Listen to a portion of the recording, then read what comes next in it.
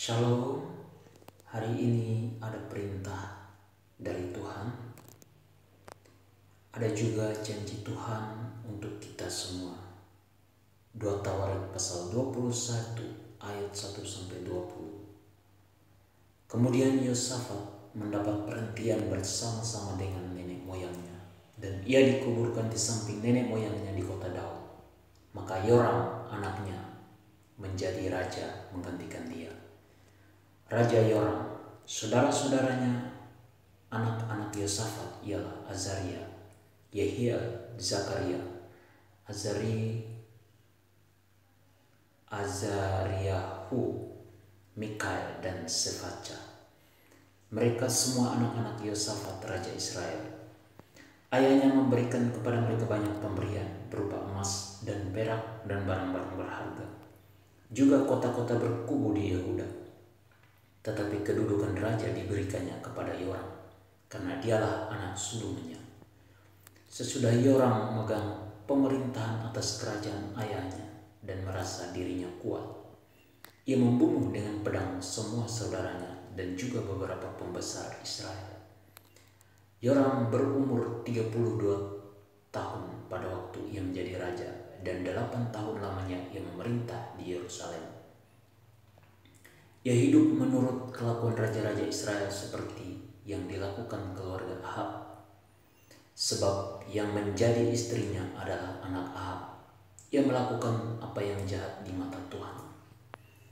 Namun demikian, Tuhan tidak mau memusnahkan keluarga Daud oleh karena perjanjian yang diikatnya dengan Daud, sesuai dengan yang dijanjikannya, bahwa ia hendak memberikan keturunan kepadanya dan kepada anak-anaknya untuk selama-lamanya. Pada zamannya memberontaklah Edom terhadap kekuasaan Yehuda, dan mereka mengangkat seorang raja atas mereka sendiri. Maka majulah Yoram dengan panglima-panglimanya serta seluruh keretanya. Pada waktu malam bangunlah ia, lalu bersama-sama dengan para panglima pasukan kereta ia menerobos barisan orang Edom yang mengepung dia. Demikianlah Edom memberontak kekuasaan Yehuda dan terlepas sampai sekarang ini. Lalu Libna pun memberontak terhadap kekuasaannya pada masa itu juga. Itu disebabkan karena ia telah meninggalkan Tuhan Allah nenek moyangnya.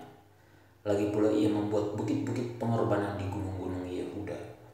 Ia membujuk penduduk Yerusalem untuk berzina, dan ia menyesatkan Yehuda.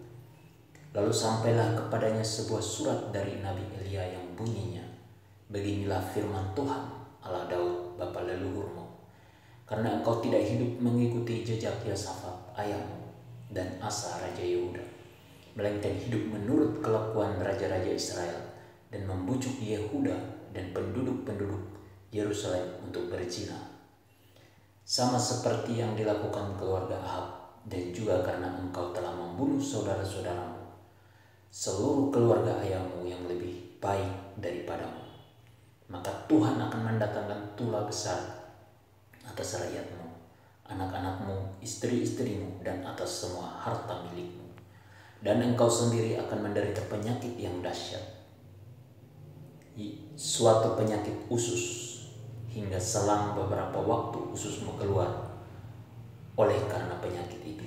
Lalu Tuhan menggerakkan hati orang Filistin dan orang Arab yang tinggal berdekatan dengan orang Ethiopia untuk melawan Yoram.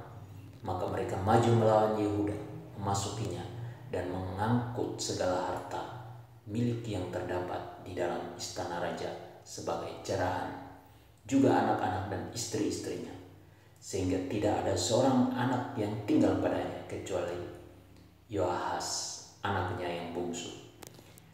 Sesudah semuanya ini, Tuhan menulahinya dengan penyakit usus yang tidak dapat sembuh. Beberapa waktu berselang, kira-kira sesudah lewat 2 tahun, keluarlah ususnya karena penyakitnya itu.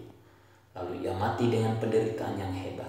Rakyatnya tidak menyalakan api baginya seperti yang diperbuat mereka bagi nenek moyangnya.